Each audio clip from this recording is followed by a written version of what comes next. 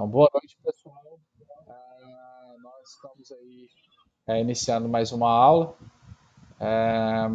dando continuidade à temática que nós estávamos escutando estudando na última aula, que é a questão da psicologia e o sistema de segurança pública, né, as políticas públicas.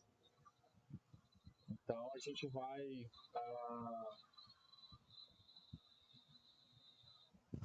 nós vamos conversando aí nesse processo e o que eu puder estar tirando dúvidas de vocês também, depois vocês podem estar tirando a dúvida.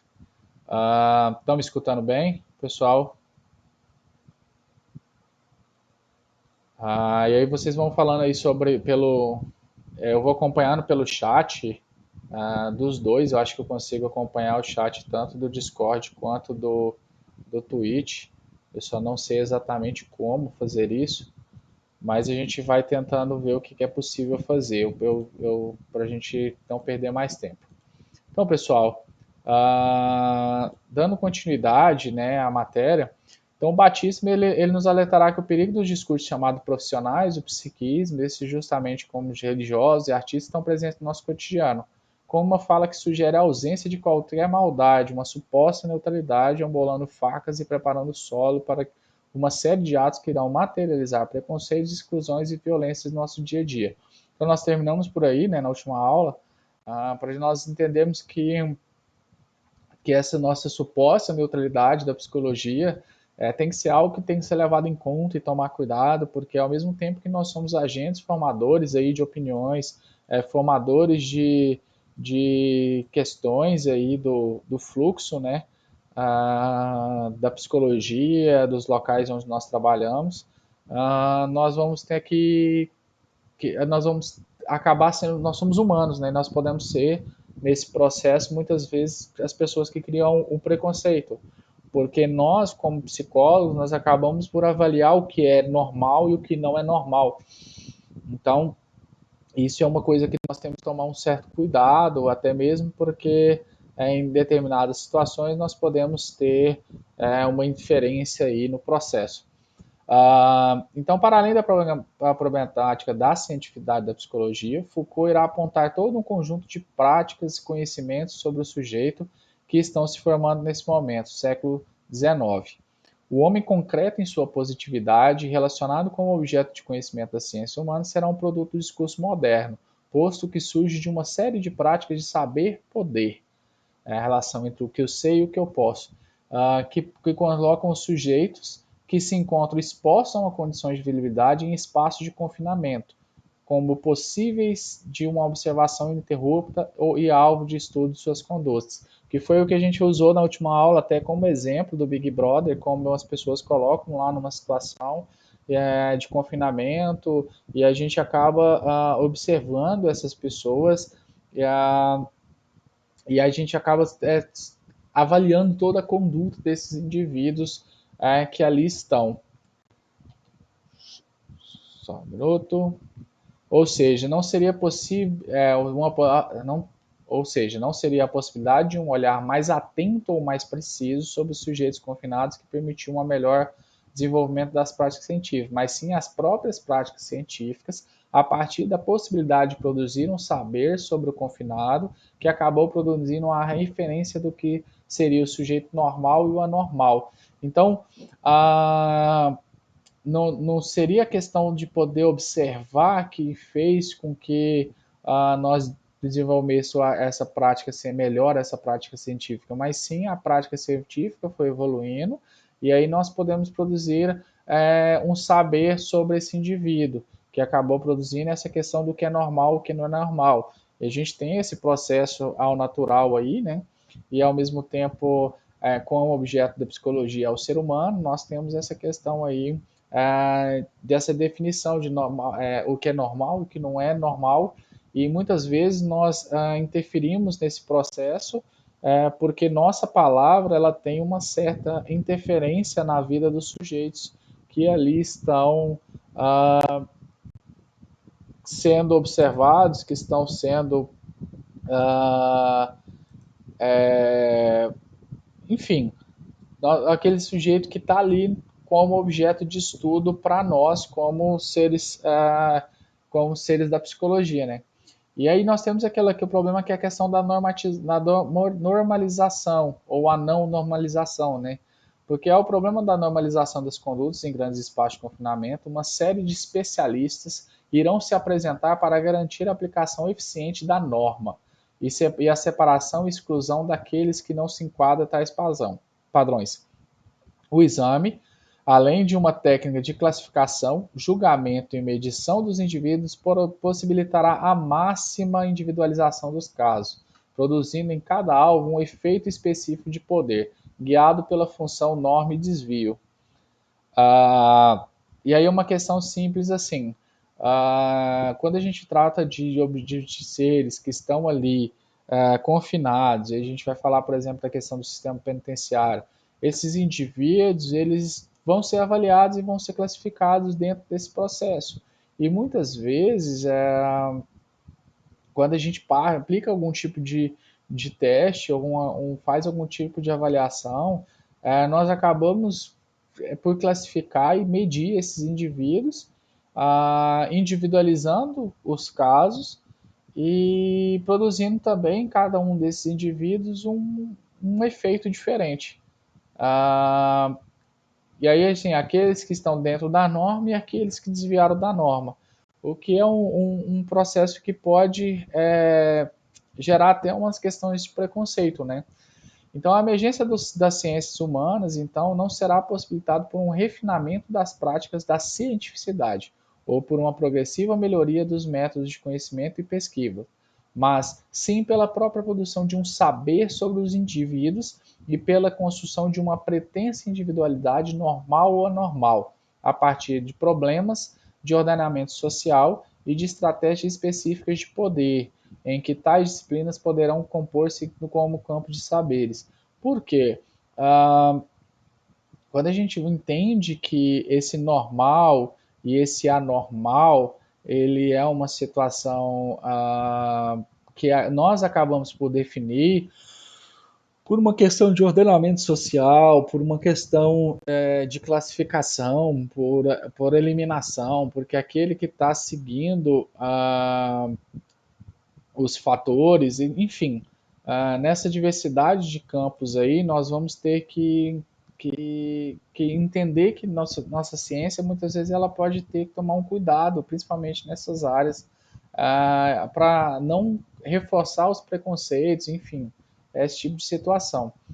Então, será a combinação das relações de poder instalados no interior dos espaços de reclusão, que pode ser a penitenciária ou alguma cadeia, enfim, e a própria produção de um discurso legitimado como verdadeiro sobre o indivíduo, que criar as condições de possibilidade das ciências do homem, da produção do próprio indivíduo.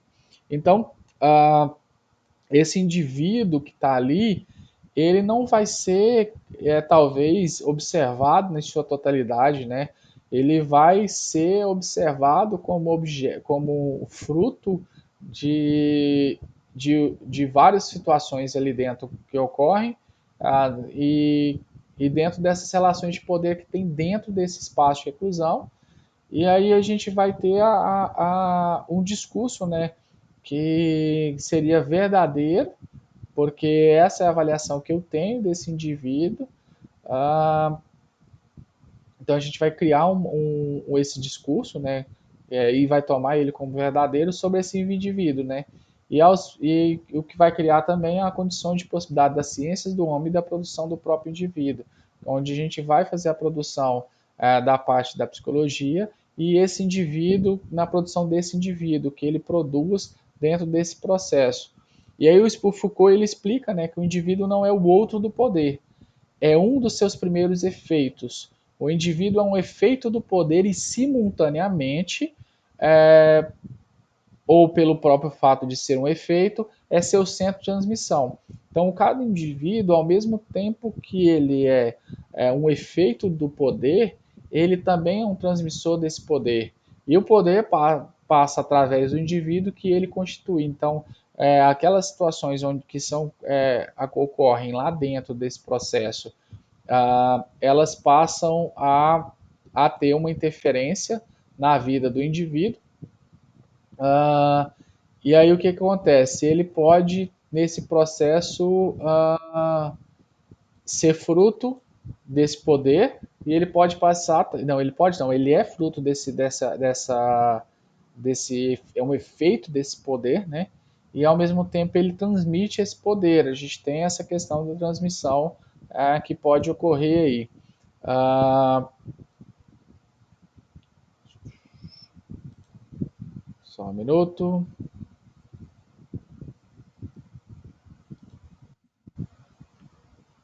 Então, ora apontar as relações da psicologia com as disciplinas do século XIX é deslocar o falso problema da sua cientificidade, se é ciência ou não, para evidenciar as relações dos discursos psicológicos com a microfísica do poder, com as estratégias políticas de ordenamento social e, consequentemente, com a produção de um modo normal de ser o indivíduo na sociedade. Então, a nossa profissão, querendo ou não, ela passa a ser classificatória de uma forma, e a gente tem essa questão aí, a gente tenta ser neutro, mas nós somos frutos do meio porque nós, ao mesmo tempo que nós somos estudantes do nosso objeto de estudo, nós somos o nosso próprio objeto de estudo e nós estamos envolvidos nessa questão desse objeto de estudo.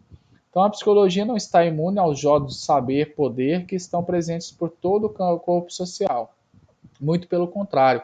Com sua pretensão de ser neutra e objetiva, a psicologia buscou esconder seu poderoso suporte às diversas práticas de regulação social, ao observar e qualificar as condutas, delimitar a normalidade, marcar os anormais, reconduzir os desviantes, incluir e excluir em nome da legitimação científica. Então, aí uma crítica na definição do que é certo, do que é errado, de como isso funciona, enfim, das diversas circunstâncias que vão permear a psicologia, seu objeto de estudo, que é nós. Então, nós, ao mesmo tempo, somos agentes que vão estar transformando essa sociedade e nós também vamos acabar delimitando o que é certo, o que é errado, quem é normal, quem não é normal, porque se nós avaliamos as pessoas, né, uh, se nós temos essa facilidade uh, de avaliar se eu consigo fazer um teste, ao mesmo tempo eu vou considerar quem é normal e quem é patológico. E aí nós temos essas diversas situações que às vezes divergem do nosso contexto teórico, de que na psicologia ela é totalmente neutra, ela tenta ser neutra, mas ao mesmo tempo é quase impossível nós termos uma total de neutralidade, porque a base da nossa ciência também são os fatores sociais e as culturas, enfim. Então, o Prado Filho, em 2005, ele nos alerta que a psicologia, justamente como os outros saberes psiquiatria, psicanálise, compõe corpos heterogêneos de conhecimento e técnicas de intervenção sobre a subjetividade, conjuntos de saber-poder socialmente reconhecidos que operam sobre sujeitos como dispositivos normalizadores. Então, a nossa profissão, ela tem conhecimentos, ela tem técnicas de intervenção e nós atuamos dentro da subjetividade do indivíduo. E dentro dessa subjetividade, nós temos essas questões do saber, poder, socialmente conhecido, e nós vamos acabar utilizando esses conhecimentos para poder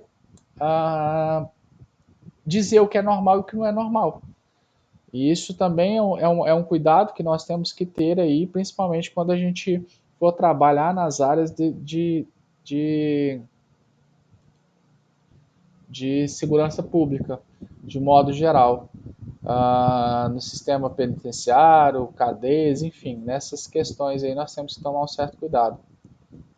Pessoal, só um minuto que o meu slide deu uma travadinha aqui, eu não sei o que aconteceu.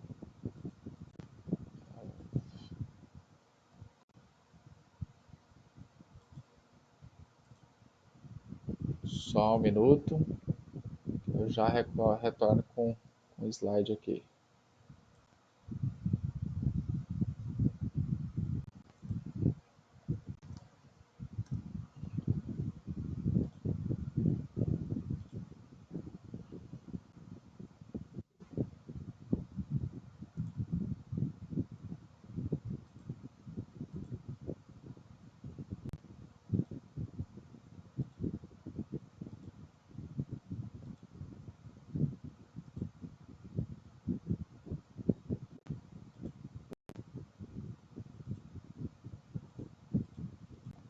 Só um minuto, pessoal, que eu estou achando onde nós paramos aqui.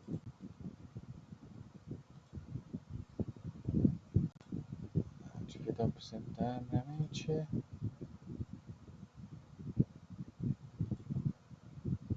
Sim, a parte da Prado Filho.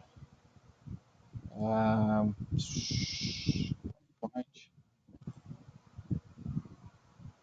então é preciso estar sempre atento para a vinculação da psicologia com os mecanismos de ordenamento social, com as subjetividades que o próprio saber psicológico ajuda a naturalizar e ou legitimar, e os modos de vida que sinaliza como desviantes e inadequados, bem como para atentarmos também aos mecanismos de segregação e dominação que estão presentes em todas nossas práticas enquanto psicólogos, e para o fato de que nós mesmos, enquanto profissionais, estamos sendo produzidos e dominados por essas estratégias de poder.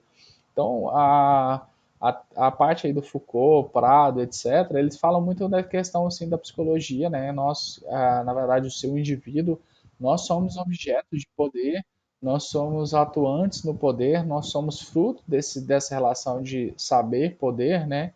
E, ao mesmo tempo, a gente tem que tomar um certo cuidado para não fazer o processo de segregação desses indivíduos, porque se nós fizermos a segregação, dependendo da forma que nós falarmos de um indivíduo, dependendo da forma que nós expressarmos sobre esse indivíduo, nessa classificação de quem é adequado, quem não é adequado, quem está dentro do padrão e quem não está dentro daquele padrão, nós podemos causar esse processo de discriminação, segregação e até mesmo facilitar ou uma dominação de um indivíduo para o outro. Então é uma questão da psicologia, o cuidado, né? Por isso que ela é tão delicada. Porque quando a gente classifica alguém como fora de um padrão, esse indivíduo ele pode sofrer por essa classificação. Então é um cuidado que nós temos que ter aí. A Jana falou que no dela tá meio desfocado.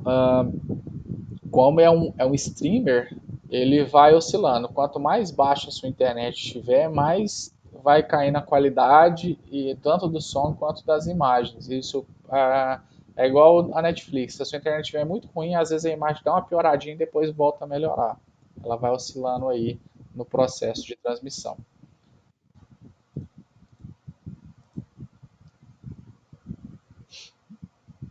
Ah, Em um texto provocativo, né, Coimbra, Lobos e Barros, ele denominaram o estágio de psicologia como uma formação dos agentes sociais de dominação. Então, uma crítica bem provocada pelas três. Então, as autoras analisam que o que ocorre nos estágios de psicologia é o adestramento de um estudante que será qualificado como profissional sob o pretexto de adequar a teoria e prática e a estar preparado para a função de intérprete ativo da ideologia dominante. Então, intérprete no sentido de melhor traduzir e adequar regras, valores e condutas que ratifiquem os diferentes lugares. Então, na crítica das três, é que basicamente ah, é, os estagiários seriam objetos de, vamos dizer assim, dos futuros profissionais que, ao mesmo tempo, eles estão sendo moldados por esses instrutores, que seriam supervisores de estágio, e até o processo do estágio em si, para serem ah, ah, profissionais que vão conseguir identificar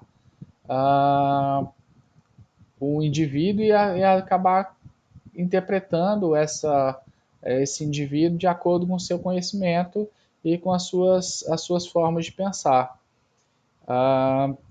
Então, assim denuncia. Um minuto.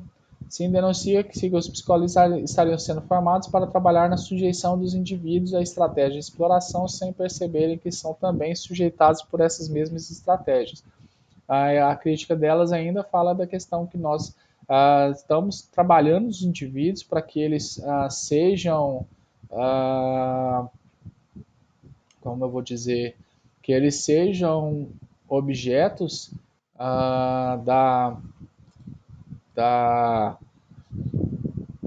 que eles sejam normalizados, que eles estejam dentro do normal, que eles sigam um padrão, e ao mesmo tempo a gente sem perceber que a questão que nós também fazemos parte desse processo, não tem essa cadeia.